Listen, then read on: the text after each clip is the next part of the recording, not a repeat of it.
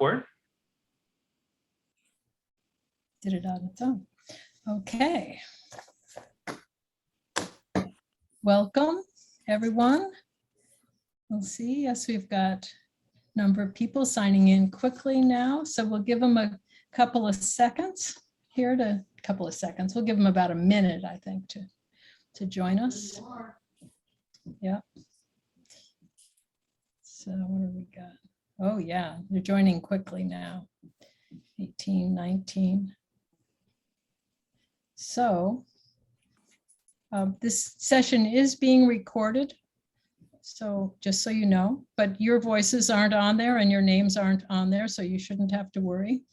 It's just us panelists who will be recorded.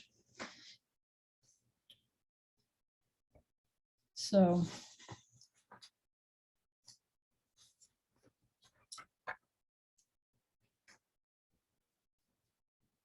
All right. So welcome, everyone. Thanks so much for showing up tonight. And my name is Josie Crawford. I'm the Executive Director of the Wolf Creek Community Alliance. The Wolf Creek Community Alliance's mission is to protect, preserve, and restore the Wolf Creek watershed by increasing knowledge, appreciation, stewardship, and public access to the creek. So part of that now includes trying to protect the watershed from the ravages of climate change. And in a recent report, we determined that climate change was one of our biggest threats to watershed health.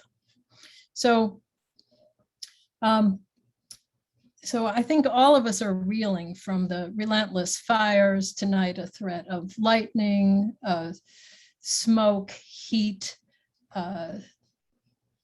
electrical shutdowns, PSPSs, and COVID. We're all just, I think, just out of our minds with this stuff. And we've been witnessing real shortages of water and breathable air and electricity, microchips, and the empty shelves during the early part of COVID and later on too.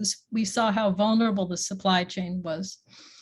So these doomsday scenarios can be really paralyzing to us, especially when we're right in the midst of it. So we wanted to offer a little bit of hope by presenting some of these webinars to show you the things that people have been working on locally, that there's a lot of activity going on and that you could join in. And we want to show you some of the ways that you could do that. So we're offering talks by local experts and leaders on building local resiliency and independence in response to the threats posed by climate change. We hope to provide tools and resources and expand the work that many local people are doing to include more concerned citizens like yourselves. So please join us in providing working towards a more self-sufficient, livable, and healthy watersheds. First, the first two webinars are supported by a grant from the Strong Foundation. We also hope that some of you or your organizations would want to help continue this series by offering similar programming so that we can all learn from the experience of others on the front line of building resilience to climate change. We have two wonderful presenters tonight. Don Rivenes, the chair of Nevada County Climate Action Now, and Nevada County CAN, and Molly Nakahara, the Sierra Harvest Farm Institute director. Donna's going to speak first, and we'll follow that with a few questions. And we ask that you put in your questions in the Q&A. If you hover along the bottom of your screen, you'll see that there is a Q&A towards the right-hand side. And there's also a chat, but we would prefer that tonight you use the Q&A, if you can remember that. If you want to make comments that aren't questions, you could use the chat, but questions, put them in the Q&A, and you can put them in as soon as you think of them while Don is talking or while Molly is talking. And then we'll address them either right after Don's talk, and then Molly will talk after Don. And then we'll answer questions related to her talk and then open it up for general for more questions if we didn't get through all of them before. There'll be one quick poll, real simple poll in between speakers. And at the end, we'll have a really, really quick evaluation. So we hope that you stick around to answer that. So joining us tonight also on the screen, you'll see Barbara Rivenes. Want to wave your hand, Barbara? And Barbara works with CEA, the Community Environmental Advocates that are working so hard against Rise Gold opening the Idaho-Maryland mine with Mine Watch, and the Sierra Forest Legacy, the Sierra Club, and I know quite a few other organizations. And Greg Thrush also works with CEA and Mine Watch, and he works for the Sierra Fund. He's a resident of Grass Valley for 15 years now, and he lives downtown. So like I said, we'll do the poll in between and then the evaluation. So, oops, I wanted to put up one thing. It's a little late.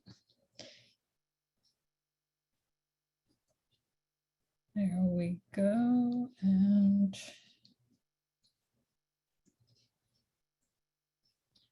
okay, so introducing Don Ravine. Don works with the Nevada City 100% Renewables Committee to meet the goals of the Nevada City Energy Action Plan. And he's a member of the Grass Valley and Nevada County Energy Action Plan working groups. As a member of the Nevada County Climate Action Committee, he works on the Renewables Committee to promote renewable energy, as you'll hear more about tonight. In addition, he's part of a team that's promoting new wilderness areas in Nevada and Placer counties. So with that, I'm going to stop my screen share and turn it over to Don Rivenes.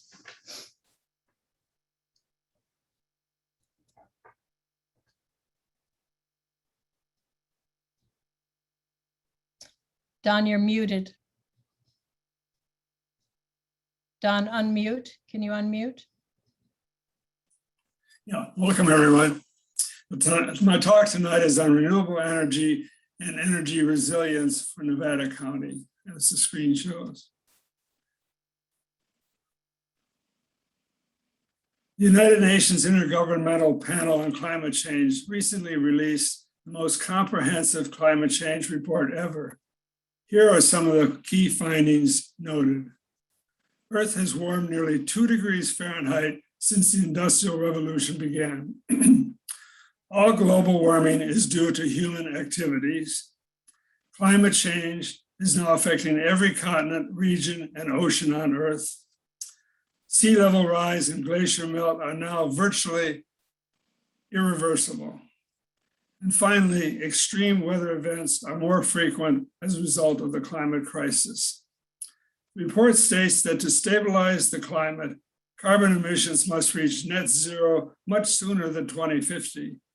Near-term goals should cut carbon emissions by a minimum of 50% by 2030.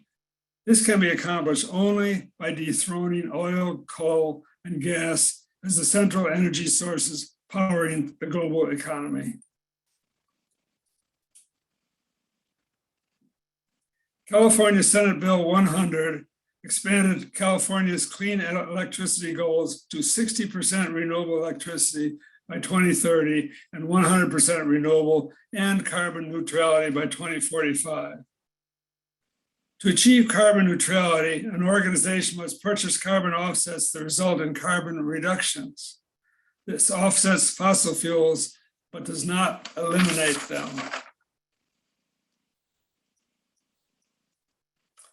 This slide here shows the power mix for PG&E in 2015.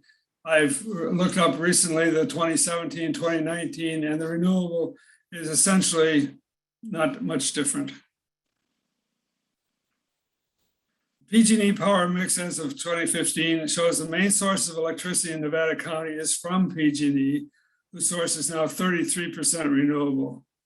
So how does the county transition to 100% renewable energy?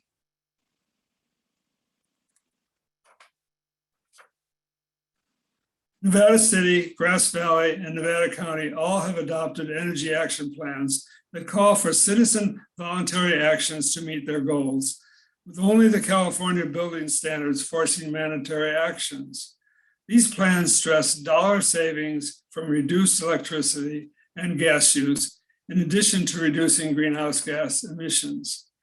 The focus is on rooftop solar, building retrofitting, and new homes meeting state standards. Working groups help by designing information for the general public of available aids to help meet the goals. Unfortunately, there's little help available to determine if the goals will have been met, and the plans, if successful, are still a long way from meeting the US and California climate timelines. There are hurdles to meeting these energy action plan goals. All buildings are not situated to be able to use solar. Many building units are leased, so building owners don't actually pay for electricity separately, just the tenant does. New CPUC, the California Public Utility Commission, rate requirements being considered would make it too costly to purchase new solar panels. We're working on that as an issue. Building retrofitting for energy efficiency is very important, but it can be too costly for most families and businesses. So how do these citizens participate in reaching these goals? Here's a picture of a community choice aggregation. But let me go through a couple more things in terms of the what the hurdles are. A solar farm to offset city electricity use has been proposed for Nevada City Old Airport site, but without a buyer of the energy and the problem of PG&E connection costs for the solar farm, it has stalled this option. So again, how do we overcome these participation hurdles to reach renewable energy goals? A community alternative to engage all its citizens is to form a community, to join or form a community choice aggregation, or CCA as it's known as. In 2021, 182 cities and counties in California are members of 23 CCAs. So what are community choice aggregations? They are local, nonprofit public agencies in California that allow cities, counties, and some special districts to sum up the buying power of individual customers within their areas in order to secure an energy supply for their customers. These contracts can include local solar and wind farms, hydropower to reach the renewable goals of their communities. So why are CCAs so desirable? One, operation decisions are made by local elected officials. As nonprofits, CCAs offer stable, cheaper electricity rates. Revenues stay at home in the county and support local economies. And rapid switch to cleaner power supply and significant greenhouse gas reductions is very possible. A captive market where all customers in the area are automatically enrolled in the CCA. Customers, however, do have an individual opt-out provision. With lower costs, CCAs will have funds available for energy efficiency and innovative energy programs like energy storage and EV charging stations. Here's another view of the source going to delivery and then to the customer. So the CCA operator buys and builds the cleaner energy supplies. The investor-owned utility like PG&E delivers the energy and repairs lines, and you, the customer, have cleaner energy and local control. So once established, CCAs become the default service provider of the power mix delivered to the customers in their area. In a CCA service territory, PG&E usually continues to own and maintain the transmission and distribution infrastructure, metering, and billing. The CCA electric charge, generation charge, appear as a new section of the customer bill, replacing PG&E's generation charge. So all other PG&E charges remain the same. In other words, you get a PGA bill, but it delineates what exactly your share of it is.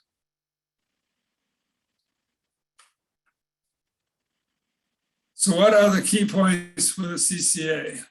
Local elected officials authorize participation in a CCA by a simple majority vote on a local ordinance or resolution passed by a city council or a county. Each community has representation on a board of directors that makes the CCA decisions. The California Public Utility Commission certifies the CCA plan and oversees the utility CCA relationship in terms of the who provides how much power at what time. Local sources of power for a CCA could include a Nevada City Airport solar farm, as mentioned previously, NID hydropower, and municipal solar power.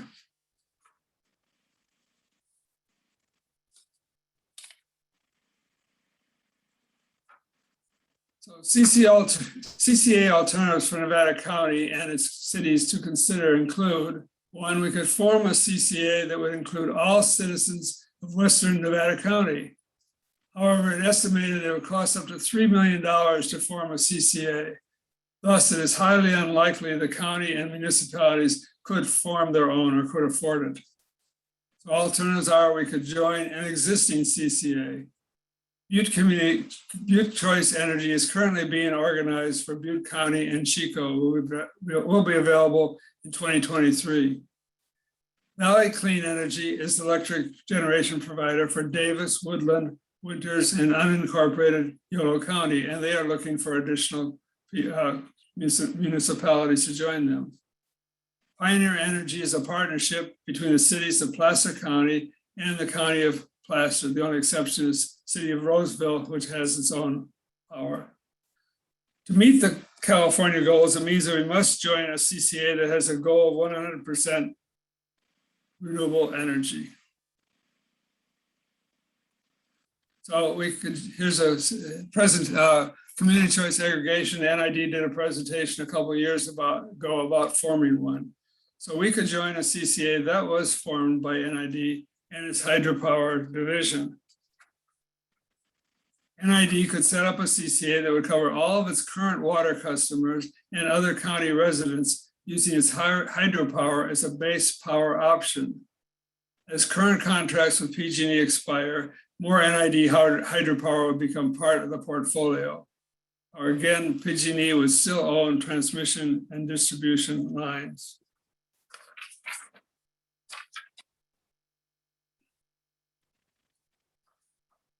So, next steps for Nevada County could include forming a committee to meet with NID to determine their interest in forming a CCA locally. To committee and municipal representatives to meet with existing CCAs, other ones like Placer County or Butte County, to determine the feasibility of joining them. We could set up CCA workshops and public meetings to get the public input if we were choosing to go ahead with this option. And then finally, we'd make a decision on a CCA participation. Now, participating in a CCA would solve the problem of being able to include all community members who for example, don't have solar, being able to participate in saving money while helping reach 100% renewable energy for the community. But what about energy resilience needed to respond to PG&E shutoffs and other emergencies? Here is a diagram of energy resilience, where how the municipal and residential and commercial all work together to create a local grid or an environment locally.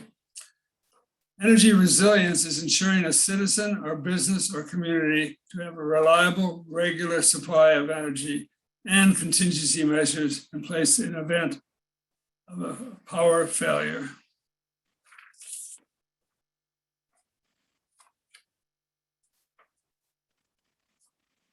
Excuse me. Resilient issues include power surges, extreme weather, natural disasters, accidents, and equipment failure. Many people have turned to diesel or gas generators for backup, but this would add to carbon emissions. So we need all other alternatives than that. So with future goals for electric cars, all electric new houses, and retrofitted homes with electricity replacing gas appliances and heating, the California energy grid will have to supply more power around the state. This can come from new large utility generation plants alone, or supplemented by distributed energy resources, which is known as DER. Here's another drawing of that concept, which shows the power plant coming into transmission, and there's wind integration, PV integration, EV charging, electrical storage, network management, all working together on a distributed energy resource. So a distributed energy resource is a small scale unit of power generation that operates locally and is connected to a larger power grid at the distribution level.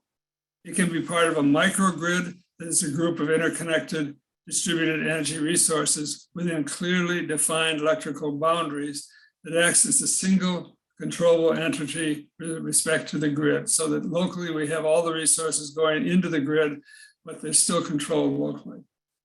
A microgrid like this can connect and disconnect from the grid to enable it to operate in both grid connected or island mode, which means if we need to operate separately because the PG&E power is all completely gone, it could continue to operate. The DERs include solar panels, electric vehicles connected to backup storage, and automatic controls for heating, ventilation, and air conditioning, HVAC systems, and electric water heaters. Interestingly enough, energy efficiency from retrofitting, as we talked about previously, is considered a distributed energy resource because it reduces the need for energy from a distant source. Making full use of distributed energy resources will lower the costs needed to meet the California goal of carbon neutrality by 2045. These DERs help to be a resilient supply of energy, but what can be done for power outages? This is showing the value of backup storage, showing the solar farm, wind farms going into with the backup to energy storage plants. Energy storage technologies have the capacity to benefit each segment of the power system.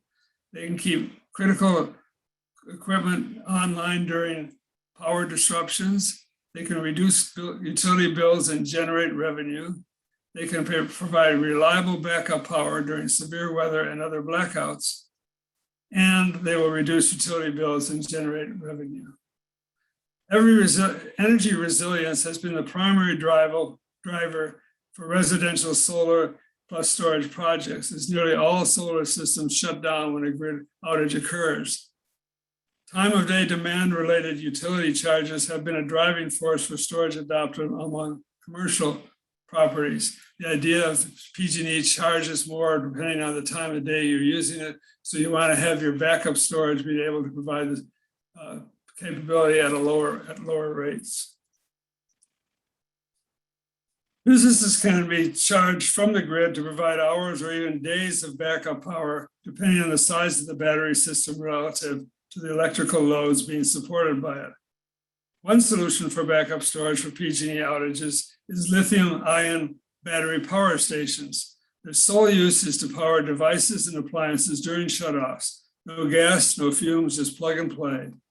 Recharged from portable solar panel or car batteries.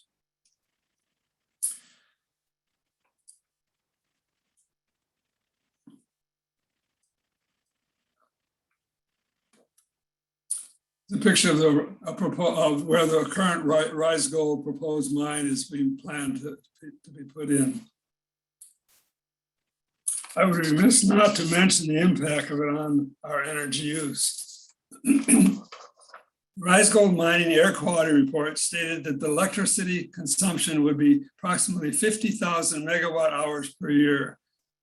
This projected annual mine electricity usage is greater than the yearly amount of Nevada County electricity for all non-residential use, and would equal the electrical use of 5,575 households.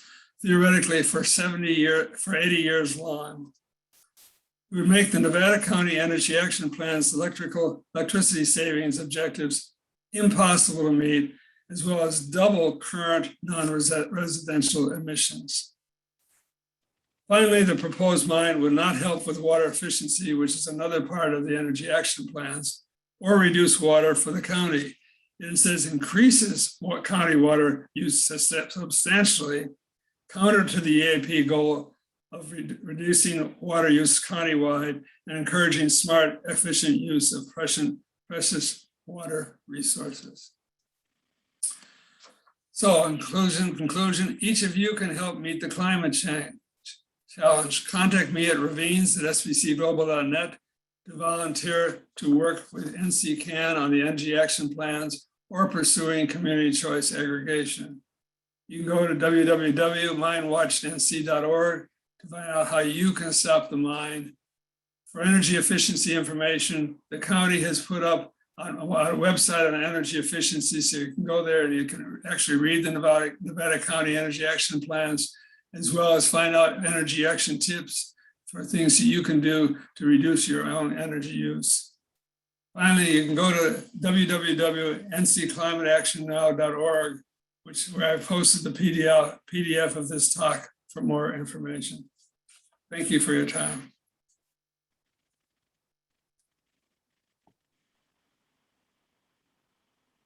Don, go ahead and stop sharing your screen.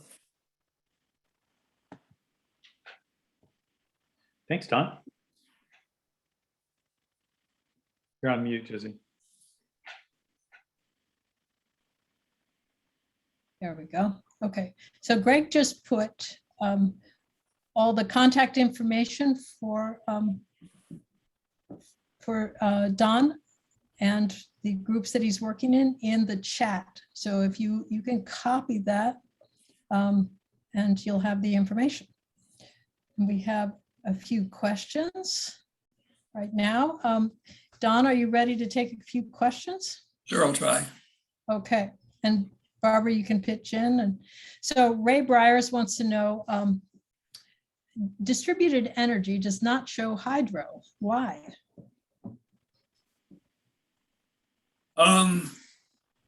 That's a good question. It actually should be showing hydro.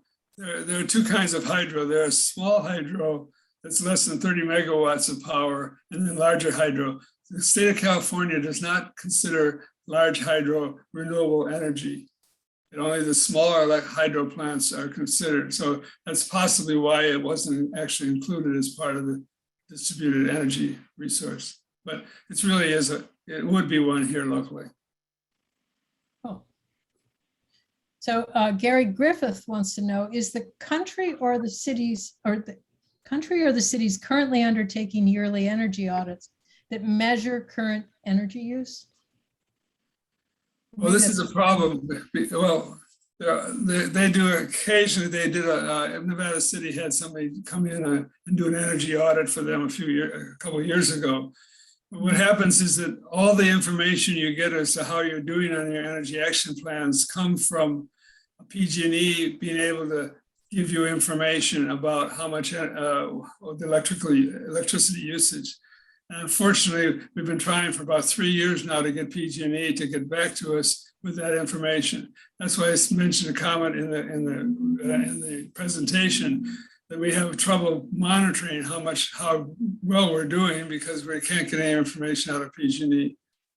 All we can do is, for example, I went to Nevada City and did this planning commission, and I looked up for the last year or 3 years, how many solar panel roof installations there were in that period of time, which gave me a gauge as to how we're doing. And unfortunately, there were only, I think, 49 installations in the 3 or 4 year period, and we're supposed to have like 500 in that same period.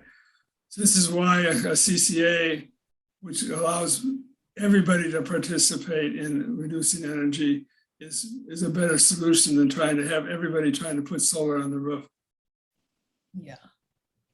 He also wanted to know, are they also setting yearly goals to increase energy efficiency in local energy sectors and yearly goals to decrease actual energy use? Each of the energy action plans is a working group, and the working when they were formed, they set a 3-year set of goals. So each year to be reviewed and trying to meet the first year's goal, the second year goal, the third year's goal. So that is actually the working groups are working on those goals. Now, obviously, they have to be continued because the energy action plans go to 2035. So we're going to need 15 years worth of goals over that period of time. So at the moment, we're just working on the first 3 years. Don, can I ask a question? So I'm starting to just understand that really a community choice aggregation system would not be individual solar panels on individual houses. It would really be like community solar farms. Is that accurate? It's going to be a combination. So everybody who has solar panels on the roofs would be part of it, and they would be providing energy into the local energy usage. It is not part of having to meet the goals in a sense, because it's a sort of a side group of people in that respect. But for example, those people would want to participate if the CCA had a large battery storage unit, which could then back up their information and get them online as part of the plan.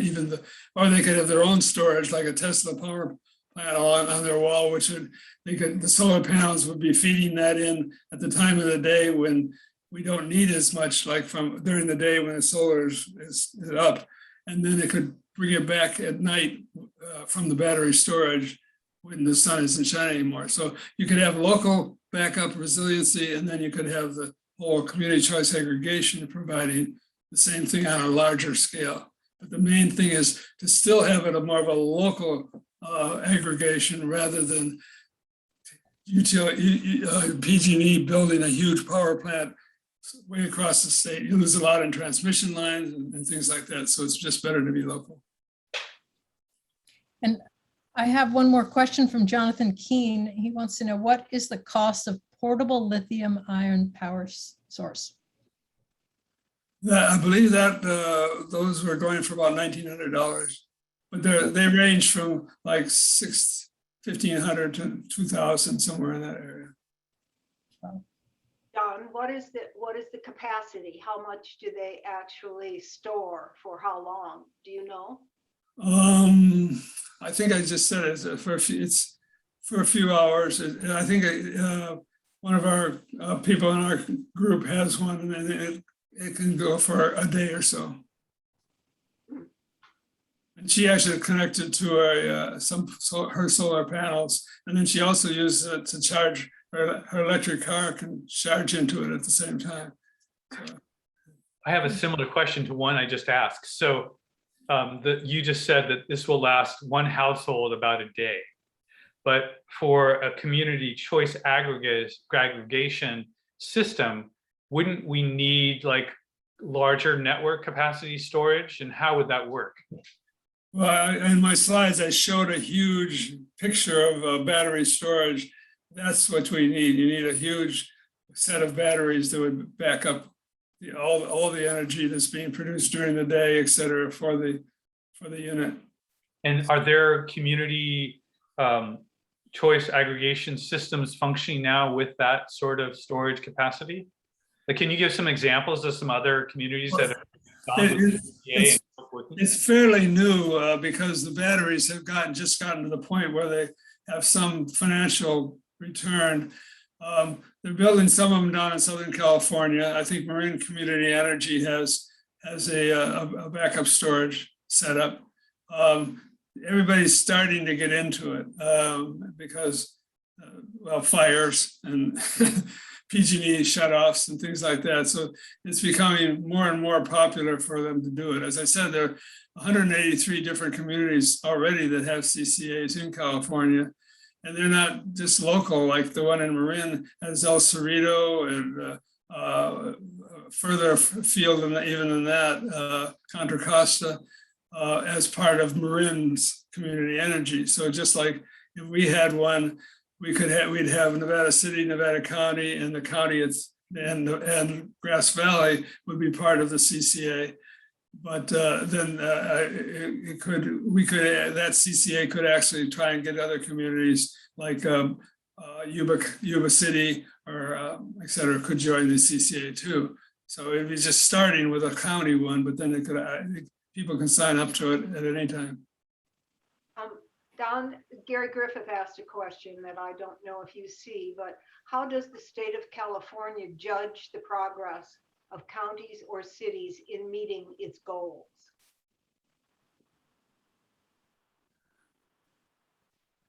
That's a good question. I think that the goals of the state are actually longer term than the goals we'd like to see locally. So we don't really want to conform just to their goals. They have a renewable portfolio standard that says you have to meet a certain, like PG has to meet 50% of its energy, 60% of its energy from renewables by 2030.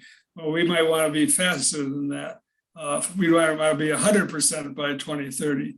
So the counties are not being forced to do anything. The only control so far is that the building code that's passed every 3 years by the California Energy Commission, it sets standards. Like right now, any new homes being built have to have solar on them in California. In 3 or 4 years, we're hoping that'll be changed to any new home will have to have no gas. It'll be all electric homes will have to be built in California. So this is a way of forcing the changes. Obviously, retrofitting is very expensive compared to a brand new home just from start, being able to build all electric. They don't have to have gas lines coming into it, which is expensive. So anyway, that's the pressure. Only pressure the state is applying is in the building codes at the moment. So we have another question from Jeffrey Johnson. It says, what about green hydrogen as a source of backup power? And after this question, we'll take one more from Ralph Silberstein and then move on to Molly's talk. Okay. Well, it's still getting started. The utilities were proposing blue hydrogen, which is really not coming from a renewable source, but the idea is to be able to produce it from water or some other waste materials that could then create hydrogen, which would then be able to fed into a network to be able to provide electricity. One of the things here locally, we have a county biomass plant we're proposing. And in that, the one who's thinking about doing it would be taking all the waste material from the forest and that's going to be burned and feeding it into the biomass plant and produce hydrogen out of it. And that hydrogen would then go to Southern California to fund hydrogen fueled cars. So there is some work being done in this area. The green energy is mainly in industry, though, larger industrial processes that instead of using fossil fuels in industry, they would be using that. Oh, okay. So the question that I thought was from Ralph is actually from Denny and his wife, Denny Silberstein. And she wants to know, has any research been done on how to sustainably utilize the soil beneath large solar arrays? And is there a problem with the impermeable surface of solar arrays creating a problem with stormwater runoff? If that's your department. Well, when we were trying to get a Nevada City, Old City Airport solar farm, one of the proposals there was possibility of having raised solar panels up high enough so you could either grow vegetables underneath, or goats could be grazing under there, or this sort of thing. This has been done in other areas. Unfortunately, it's much more expensive when you raise the solar panels up. The structures cost a lot more money. So at the time, Nevada City wasn't really, I don't think, ready to spend the extra money to get it going. And just one comment on that, on the Old City Airport. The point is, they were very hot and heavy as part of their general plan for the Old City Airport place, which is like 100 acres, and it would take about 20 acres of it. But the problem is that somebody has to buy that energy. And so there's too much energy to go back to a single unit in Nevada City, a single industry or a single anything. So therefore, you really had to have an off-taker that would take that energy. Well, a community choice aggregation is someplace where you could actually have that energy go into it and be bought by the community choice aggregation. So it makes it more viable now to do it if we had one. The second problem is PG&E. In order to transmit that power from a solar farm, you have to have a transmission line, a three-wave line, and that we don't have the capacity at the moment from that source. So one of the options was to put some sort of a unit up there, a welding option, a company, say a welding operation for the county or something like that, where they would then, PG was forced to put in electrical lines that would keep that thing running, and therefore we wouldn't have to pay for the cost of building all those new lines, which are very expensive. So that's still something that might be considered. Cool. Okay. Anyway, farming it's been done in other places around the country. They've had stuff underneath solar farms. Okay. So I think this will be it for the questions for now, and then we'll have a chance to ask Don more questions after Molly's talk. So I'm going to ask, let's see, this is my first poll, so let's see if it works. I'm going to run this little poll. You can answer the questions and let me know what you think. We'll give you a minute while we change screens up here. So Molly, I'm going to put up my screen first and then for your introduction, and then we'll put up yours.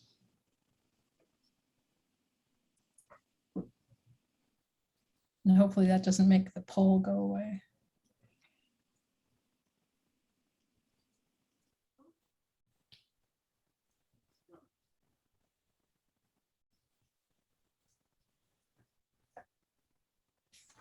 Oh, I didn't launch it. There. Sorry, I didn't realize there was another button to push.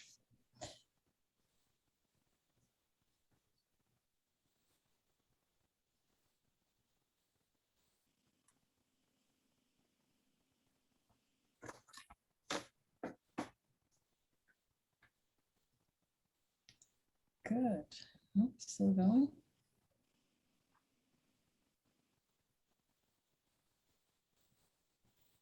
Okay, 6733. I think we've got it. So great. So either most people are, can you see the results? No. No? Okay. Let's end the poll and then does it show them? There we go. Okay. Oh, fabulous. Yeah, fabulous. So lots of people are, the majority, 69% are already involved in a group, but 31% are interested in learning more about the groups that are doing work like this. So this is really good. It makes it all worthwhile. Okay.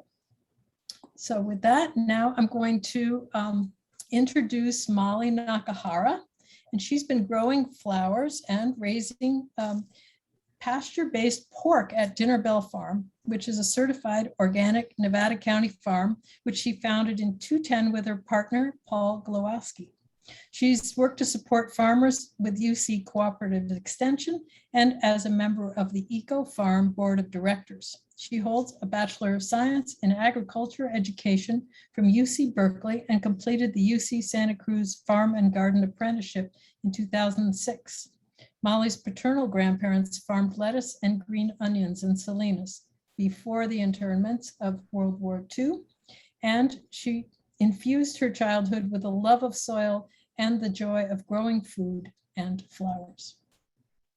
That is, her grandparents infused her with that love. So I will stop my share and go to you. Well, good evening, everyone. Thank you so much for having me here with you all. Hello to friends in the audience. I recognize a few names. Dawn, thank you for that amazing conversation. I'm excited to see how all of these different pieces of our life can come together to a more climate smart future for all of us. I'm here on behalf of Sierra Harvest and the Nevada County Food Policy Council. The Nevada County Food Policy Council started in 2015, and it is a separate organization of 55 diverse stakeholders in Nevada County, and Sierra Harvest provides some administrative support to the Food Policy Council, but it's truly its sort of separate organization.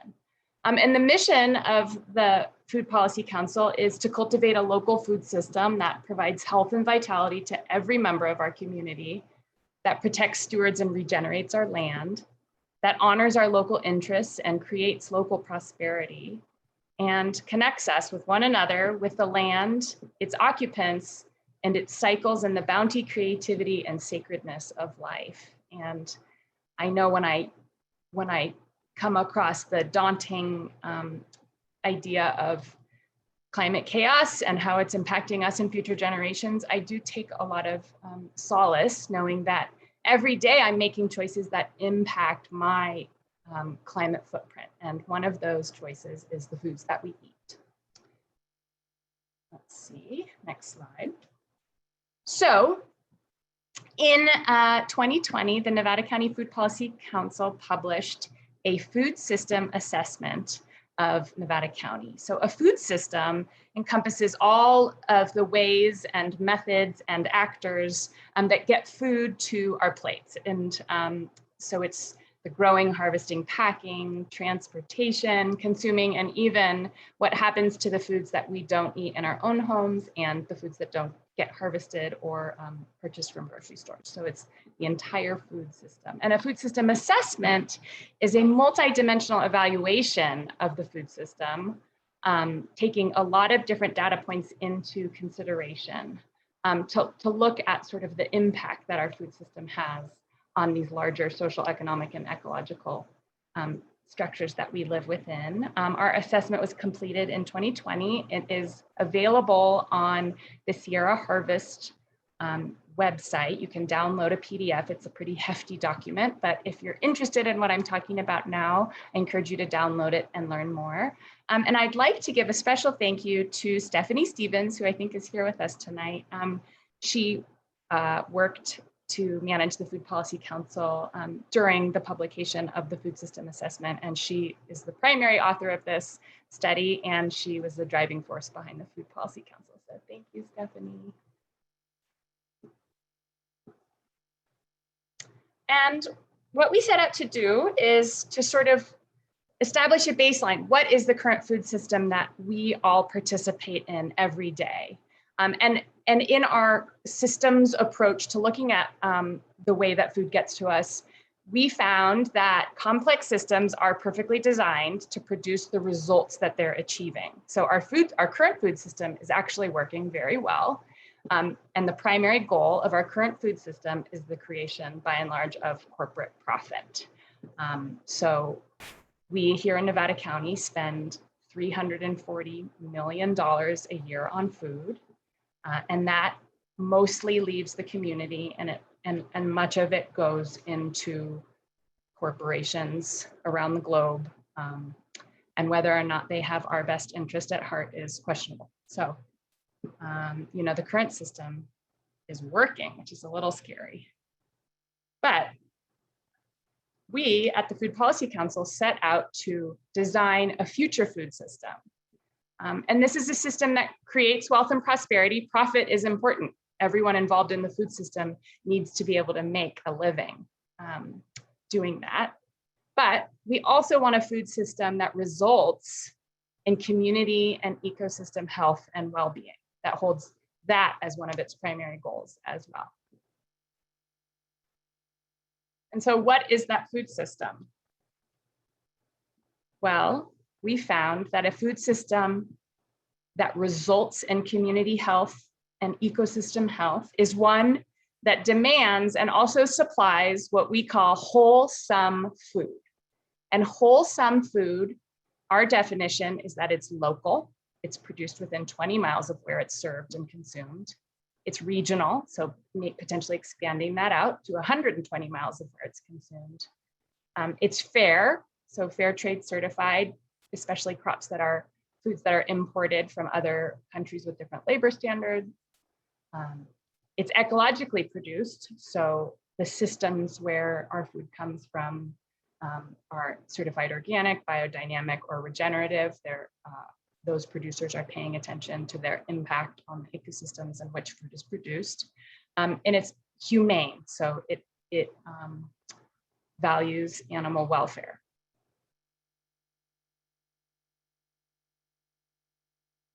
And our goal to achieve this future food system is to get our community, get Nevada County to purchase 20% wholesome food by 2025.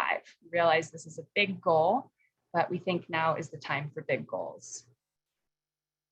And we can insert ourselves in any point of our of this food system feedback loop that you see. So demand, supply, access and availability, and that is always going to reinforce this food system that has one of its results is community health and well-being for all. So why wholesome food? Why those categories?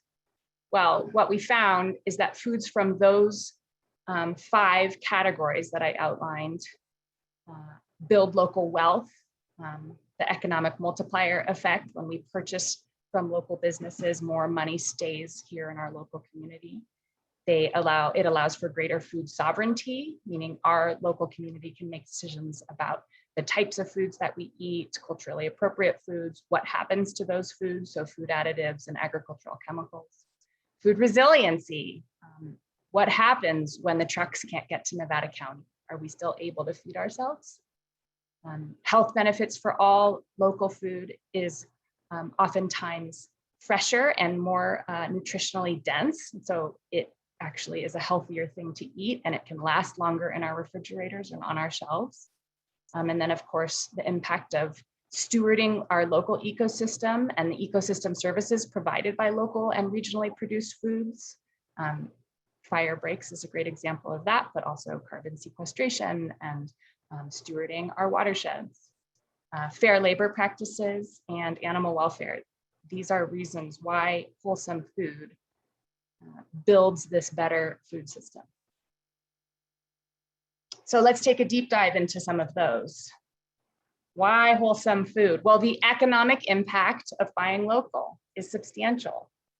This is information from the annual crop report that comes out of the Nevada County Ag Commissioner's Office. And as you can see, local production represents only a small fraction of what we eat annually in the community.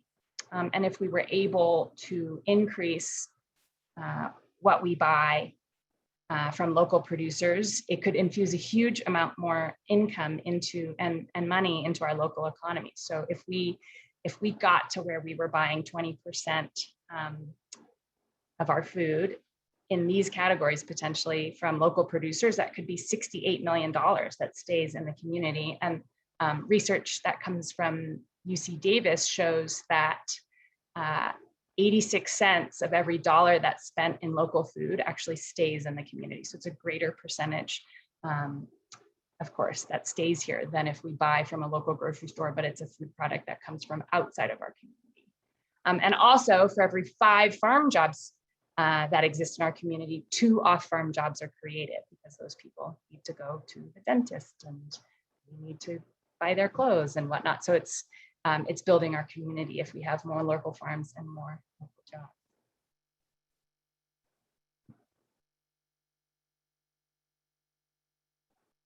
Another one that I want to mention, and I seem to have misplaced my slide, is food resiliency, and particularly in unpredictable times. Local regional systems that are built on relationships are much more stable in times of uncertainty. By choosing wholesome food, we are also choosing farming methods that are more adapted to climate change, that are less reliant on long travel and multiple steps to reach our plates. And by choosing local, regionally adapted food now, we increase the resilience of our local farming community. which results in economic stability and food security for all of us when hard times hit. And a great example of this is when we were all told to stay home during the pandemic, local food sales went off the charts. So we all turned to our local farmers as safe places for us to buy and source food, and they all responded overnight. So we saw huge growth in community-supported agriculture sales. We saw online farm stores pop up, food delivery services pop up. We saw farmers decide to grow different foods overnight so that they could grow, meet more needs of our local community. And we saw, as was mentioned earlier, shortages on shelves at the grocery store. So we've actually experienced this in real time now, that these relationship-based food sourcing relationships are resilient and can respond to whatever comes our way. Another thing I'd like to mention is that as we go deeper and deeper into drought, who knows what will happen. There was rumors this year that NIDA was going to end the water year earlier because we simply didn't have enough water, which would have devastated our crop producers in our region. Thank goodness it didn't happen. Thank you, NID. But it is worth mentioning that in our dry foothill rangeland, a rancher can produce a 1,200-pound steer on 15 to 18 acres of rangeland with no water. And so looking at these food production systems that are really locally adapted to where we live. And of course, finding ways to honor and extend traditional ecological knowledge, working in partnership with our local tribes and the Nisenan community. We live in a community where people have always lived and have fed themselves for millennia. And so what are the ways in which that happened? I think about that every time I see the floor littered with acorns. That's food.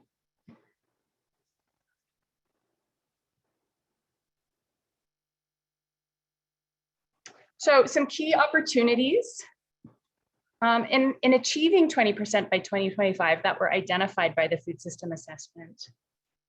We need more local demand. In particular, we want to see farm to institution purchasing expand. So more locally and sourced wholesome food reaching our hospital clients, reaching our schools, reaching the larger food providers in the community, senior living facilities.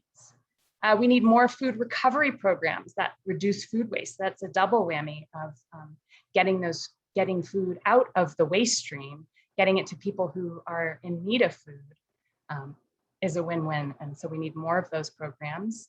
Incubating local businesses that not only potentially deal with the waste stream, but also serve our local farming community and can create low inputs locally. An example of this is composting. We don't have any large local composting, and yet most of our row crop producers rely heavily on compost applications to build their soil. We, of course, need policies and infrastructure that support small producers and small food businesses. We need to always be making sure that this is a community where small food producers can thrive and survive, and policy is a big piece of that. Localized USDA and approved meat processing is a big challenge.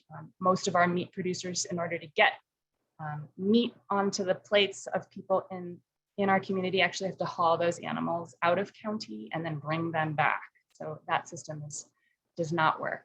And there are some legislative and other solutions there.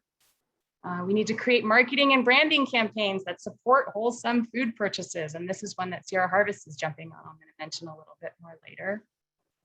And again, as I was mentioning before, really doing what we can to become allies and ensure that traditional ecological knowledge thrives in our community and is maintained, because stewarding natural foods, stewarding traditional wild foods could be a significant player in ensuring local food security and building a wholesome food system. So where are we at? That is wholesome food and why it builds this better food system that helps build the health and well-being of our local community. So what's it going to take to get there? currently, just over 11% of our food purchases are wholesome. We have found with our food system assessment. So some of these numbers we didn't know specifically for Nevada County.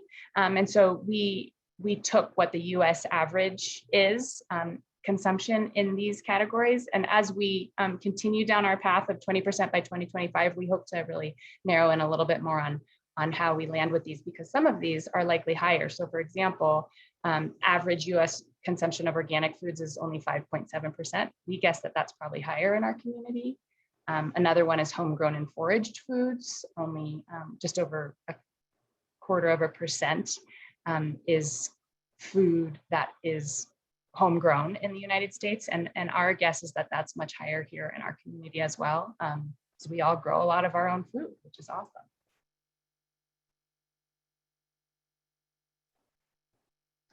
So again, looking at sort of average, this is from the National Geographic. This is the sort of US daily calories, where they come from. And it looks like people are eating too many calories, no judgment, but just that breakdown of the plate, it's 22% grain, 8% produce, 14% dairy and eggs, 13% meat. So how could we get to 20%? Well, if we looked at things that we know we already produce in our community locally, we grow produce and we grow meat. So let's look at those. If we wanted to produce 8% of, if we wanted to get 8% produce for all of us in Nevada County, we would need 13 times more fruits, vegetables, and nuts grown in our community. And so that would be growing from the 88 acres that we currently have in cultivation to over 1,600 acres of fruits and vegetables in our community.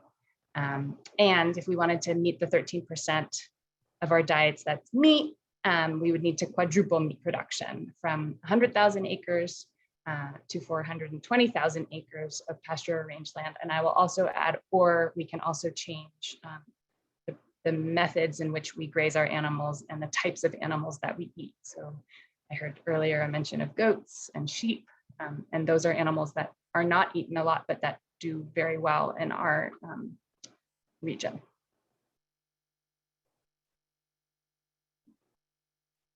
The good news, we have a very eager and skilled farming community that is growing in our community. And we know they're growing because between 2015 and 2017, vegetable farmers in our county increased their sales by $33,000 per acre, which means they're farming better on the same amount of land. And their businesses are getting more efficient, and hopefully they're earning more income. The number of young farmers doubled between 2012 and 2017. And the Bear Yuba Land Trust has permanently protected 10,000 acres of farm and ranch land already to date. So this is land that will be kept in agriculture in perpetuity. Here's a photo of Mountain Bounty Farm, which is now designated a forever farm and is owned by the Bear Yuba Land Trust and was purchased through a community-wide campaign to build community farmland that can then be leased back to farm businesses. So the land was purchased and protected and is now leased back to Mountain Bounty Farm. But if and when Mountain Bounty Farm stopped, another farm would lease that land and keep it in production. Mountain Bounty Farm is our largest vegetable producer in our community. And the good news is that it's not that hard to get to 20% wholesome. So if we all spent, every single one of us living here in Nevada County, all 99,750 of us spent $13 a week on wholesome foods, we'd reach our 20% goal. And as I mentioned before, this is still a little bit quiet, so don't say we're doing it just yet, but we are working behind the scenes on launching in early 2020. Every Bite Counts, which is our 20% wholesome food by 2025 community-wide challenge. And some businesses and institutions are already tracking. For example, the Interfaith Food Ministry is already tracking local purchases from local farms, and they're doing an amazing job of buying from farms and getting that food out to their clients. And so this program will track and advertise wholesome food purchases in our community. And so hopefully soon you'll be walking around town, or you'll be checking out websites, and you'll see that local food folks who are buying and serving local food are participating in and serving any type of food. Some folks will just can track any of the wholesome food categories. So for example, we learned that Caroline's Coffee is already by and large buying fair trade coffee, which they don't really advertise, but we were so happy to find out. So more to come on that. And my challenge to you, are you ready to set a 20% wholesome food by 2025 goal?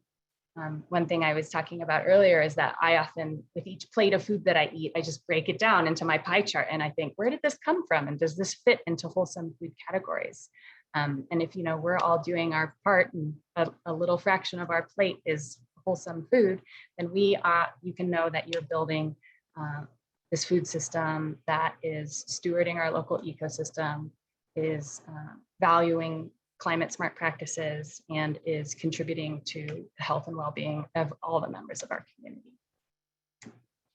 Thank you so much. Here is some more information. If you're interested in getting involved in the Nevada County Food Policy Council, I encourage you to reach out. It's quarterly meetings, and it's a really amazing group of folks that are involved in all parts of our food system and health system. And there's lots to do. So you're invited to join. And there's an email, fpc@sierraharvest.org.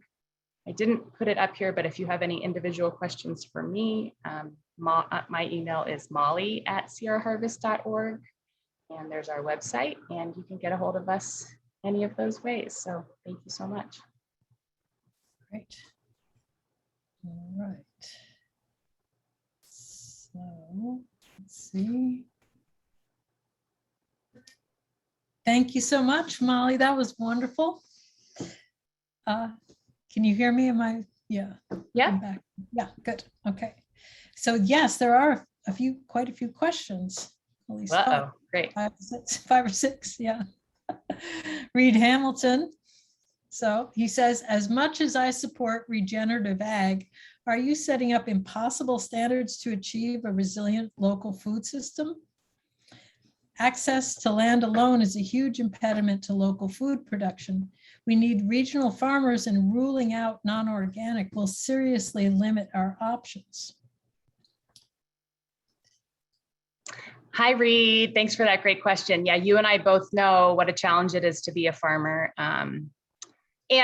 My bio is a little misleading. My flowers, my row crops are certified organic. My animals are not certified organic because of the hurdles of certified organic. And I think, at Sierra Harvest, while we really encourage farmers to achieve some sort of third-party certification, because we know that it helps them build the value of their business, they can get a higher price in the marketplace.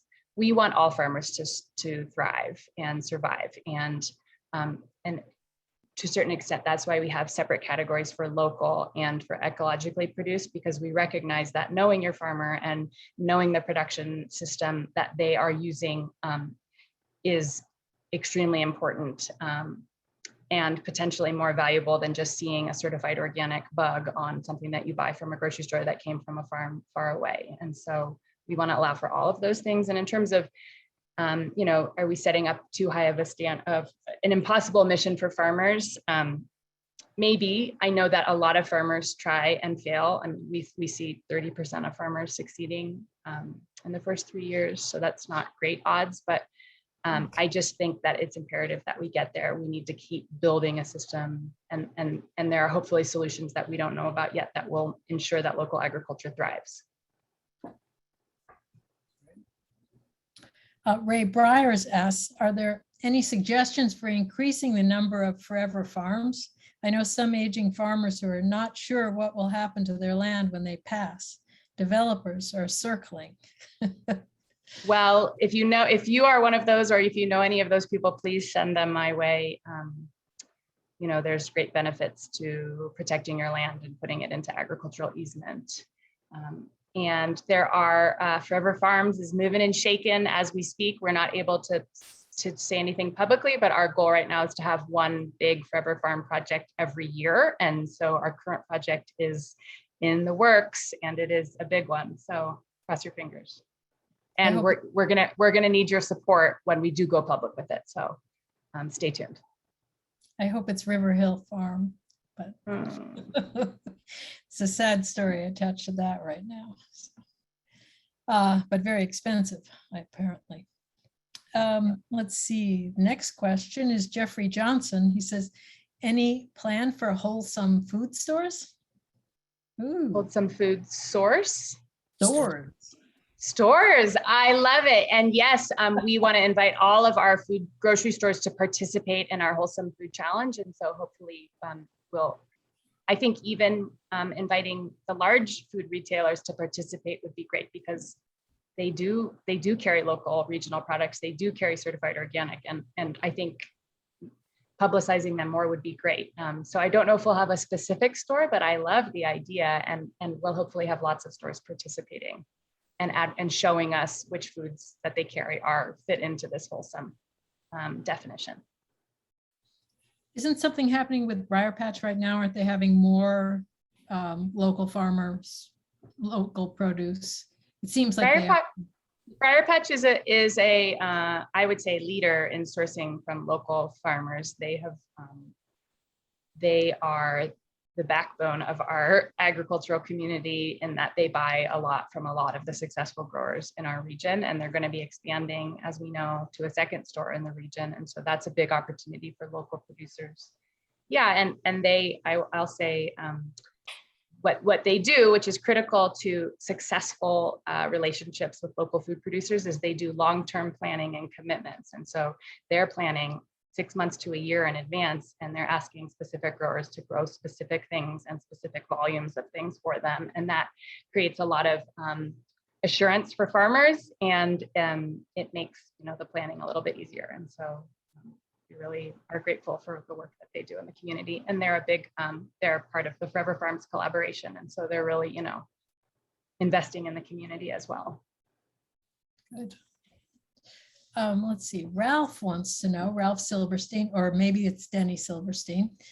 Is there a program in Nevada County which tries to connect the animal producers with the veggie producers in an effort to utilize animal byproducts for veggie production and veggie excess for animal feed?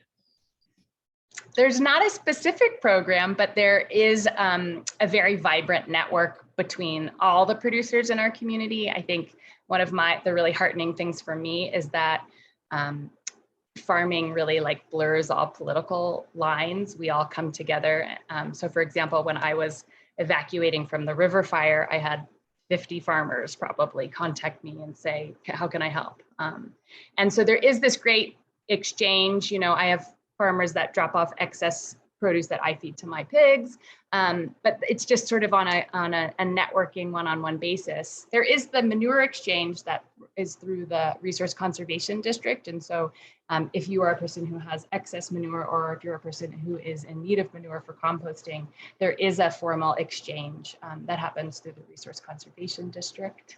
And the gleaning program that Sierra Harvest runs does can help food waste connect in our community. And so we are sending out volunteers to farms that have product that hasn't been harvested, but is still good. We harvest as much as we can, and it gets then taken to the Interfaith Food Ministry and the Food Bank of Nevada County. And if there is excess that is either past good or that we can't find a source for, then we do take it to a network of farmers who feed it to their animals. It's good synergy. Cool. Let's see. So Reed Hamilton says, Bear Yuba Land Trust says that all the stars must align to acquire more properties for farmers. How can enough land become accessible to achieve the goals of increased production? Yeah, I think You know, the Bear Yuba Land Trust is really changing their tune in terms of land protection in our community, and they're really under the leadership of their current executive director, Aaron Tarr, really investing in the protection of cropland and farmland. And I think we're going to see more and more of that happening. To me, I sort of view it as the last case. What I would like to see is that our community-wide planning is ensuring that we're not getting to the point where we have to all jump and protect agricultural land. It should already be reserved for the community, because we know we need to grow food for our ourselves here. And so building houses on the only farmland that we have is not a good idea. But I think we're going to continue to see a changing trend with our local land trusts, and that more and more ag land will be protected. But good point on, is it available to farmers? And that is going to be a community-wide effort that hopefully Forever Farms will be involved with as well. So I believe that we all need to invest as a community on the infrastructure that farmers need to survive and thrive. Fencing, irrigation, power, these are things, land isn't farmland until it has those things. And so that's something I think we can all come together and pitch in on, and ensure that our farmers, who we know survive on very, very, very slim margins, can stick around. Great. Deborah Little says green. Thanks, Molly. And Deborah Little says the Every Bite Counts logo might be improved by a clear call to action. Awesome. That's a prototype. So point taken. Is there, and then Fred Pullman wants to know, is there a program to label locally grown foods in local markets? That is very exciting. So as you know, we had Nevada County Grown active for many years that helped us identify foods that were grown in our community. And Sierra Harvest has just almost completed taking that amazing food and farm guide that they had and importing it over to us with their support. And so we are going to have launching, hopefully by the end of this year, a searchable online directory of farms in our community. So it's a little, we don't have the sort of Nevada County Grown sticker maybe on foods that you would see in the grocery store. And I think there is a need for that. It's an issue of capacity right now. But at least we'll have this database where we can look up and see who the farmers are and where their foods are for sale. So thank you for that suggestion. Yeah, and Briar Patch labels when it is local for the most part, from what I can see. And a lot of restaurants list their farms, which I love. Yeah. Gary Griffith asks, I love the idea of each of us considering the wholesomeness of each meal, as the 5 categories are somewhat independent. For example, locally produced might not be organic. How does one judge, or how does the program judge how much of food counts toward being wholesome? In other words, how much does wholesome food need to meet all 5 categories? Right, great clarifying question. A wholesome food is just meeting one of those criteria. So it could be just local, or it could be regional, or it could be fair trade. And our hope with that is, if we're going to be sort of verifying these things, and we are certainly not going to be like a certifier, we're not inspecting. And so that's partially why we need to rely on these third-party certifications that already exist around animal welfare and production practices like certified organic or certified regenerative organic or fair trade, because we're not able to look into the details of every single thing. But wholesome food comes from one of those categories. So if you are growing 20% of your plate yourself, you're doing it. If you are buying all your coffee fair trade, you're contributing. We can each sort of choose where it makes sense for us. I do all of them, but that's me, and I'm obsessed with food. So okay, I think we have 3 more questions. Let's see.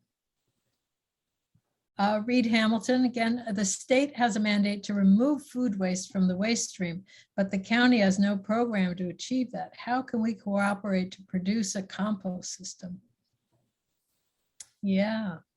I have an answer quite slightly for that. I know Reed knows this too, actually. I think he's trying to probe for other people.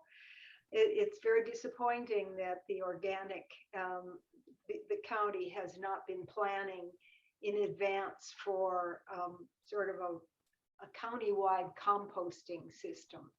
And there are people working with the Solid Waste Commission in order to try and bring that more into the their scope, so that perhaps this organic that's going to be collected, mandated by the state, will be able to be more useful to all of us, and maybe start some businesses locally. And we very much do need to cooperate and work on this. It's a little out of our hands, but there are people that are trying with the commission to make that kind of thing happen. And I know Sierra Harvest is probably involved in all of that too, as is the Policy Council. So. Do you want to add anything? I'll just add, yeah, so Debbie Gibbs is on our Food Policy Council Steering Committee, and she, of course, represents the Solid Waste Committee there. And we have an educational farm, Food Love Farm, and we do teach home composting there. And so if it's something, you know, I agree with Reed. We need a business that can hopefully divert all of our food waste and create amazing compost for all of us. I think that would be wonderful. That would be great. And we need a property for them to do that on, maybe under solar panels. But if you want to learn more about home composting or keeping chickens, which is another way of getting some of that food waste dealt with, and growing your own food, we have those classes at our Food Love Farm, which is the educational farm at Sierra Harvest. Cool. And so Ralph asks, does Sierra Harvest have a program that encourages and supports individual household gardens? If everyone had a garden, that's a lot of agricultural land that doesn't need outside investment. Oh, it's Denny that's asking this again. Sorry. Agreed, Denny. And it can be urban and small plots that are productive and doing their part to sequester carbon from the atmosphere as well. So yes, we do. We have a program called Sierra Gardens. We build food gardens on a sliding scale of cost, so it's accessible to all members of our community. And not only does an incredible team of volunteers come out and build your garden, it can be raised beds or in-ground irrigation systems, deer fencing. You then get 2 years of food production mentorship, and you can get your seasonally appropriate starts through the program as well. So it helps teach you to grow. It's not just building a garden, but it's also helping you learn to garden. So that's our Sierra Gardens program, which always, of course, needs volunteers. And if you're interested in a beautiful home food garden, it's a great way to get one. Okay, so that's the end of the questions. I think there was one that was also about composting. I think it overlapped with what you just answered. So let's see. So thank you, Don and Molly. It was really great program. And thank you to all the participants who stayed through the end. We hope you learned something tonight. And if you're not already involved in climate change action, that you consider jumping in soon. Sounds like 2/3 of you were pretty involved already, which is so great. Join an existing group to have the largest impact. Acting alone, we really need to join together to really make a big difference these days in the time that we need to make it. Nevada County Climate Action Now and Sierra Harvest are 2 of several groups working on reducing carbon emissions while building resiliency in our county. Locally produced energy and food, which is another form of energy, reduce emissions in several ways, especially by reducing the miles traveled to get to you. So next Thursday, we have another webinar, and that's called Creating Climate Resilience in Our Watersheds, Observations, Challenges, and Actions. And there'll be 2.5 talks. I do a tiny talk about just setting the stage to talk about the watershed. But Jeff Lauder, who just became the official executive director, no longer interim, of Sierra Streams Institute, will be speaking.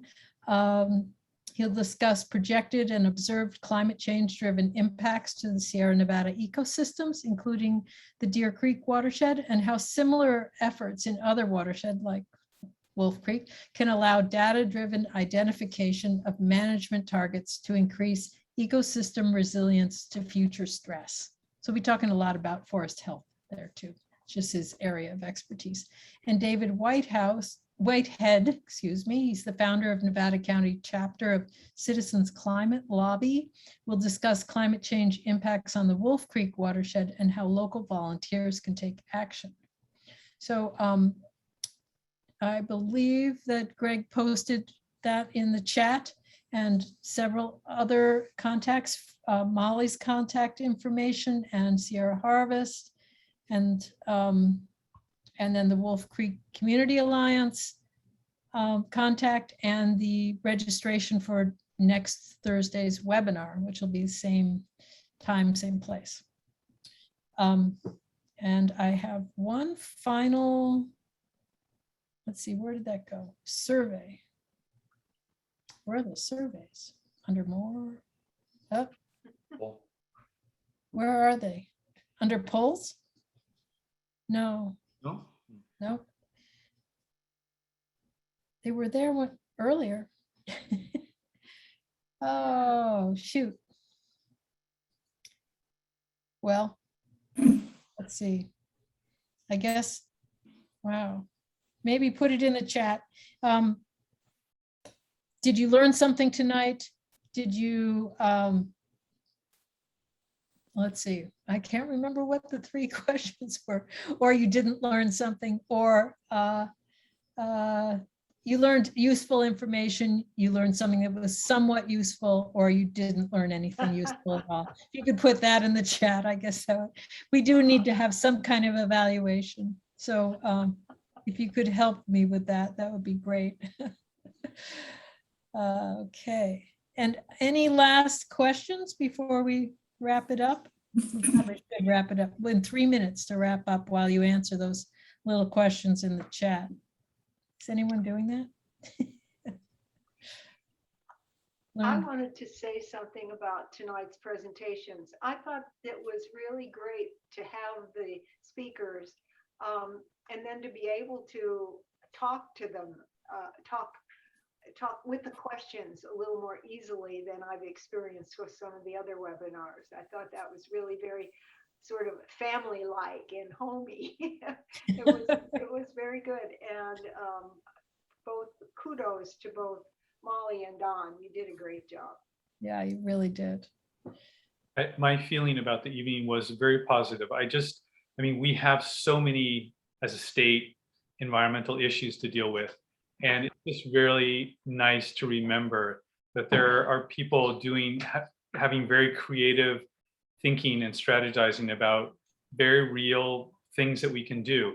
I would love to see something that would talk about people who are doing work on forest management in our area and other, things that are super interesting, inviting NID to talk about how they're preserving our watersheds.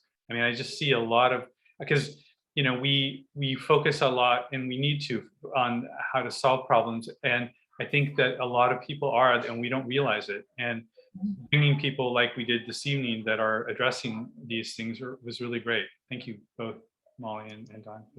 I just had something for Molly. Since the state is mandating that we be zero or net carbon zero by 2045, can we get some mandates in food production? So, for example, 90% of the food must be produced locally. Yeah. I think legislative initiative behind a lot of these things would be significant. And, starting with potentially changing the way agricultural subsidies are given in our current system would make a big change. That'd be a good topic. Yeah. Well, thank everybody for coming and participating. Appreciate it. and okay, so Greg, can I stop the webinar and then, let's see. You want to end it? Yeah, but I was gonna see if we could just hang on for a couple of seconds and I'll read back. Let's see, still have 15 people here. I can't add it, I can't end it just for the participants, right? You can stop the recording, probably. Oh, let's do that. Okay.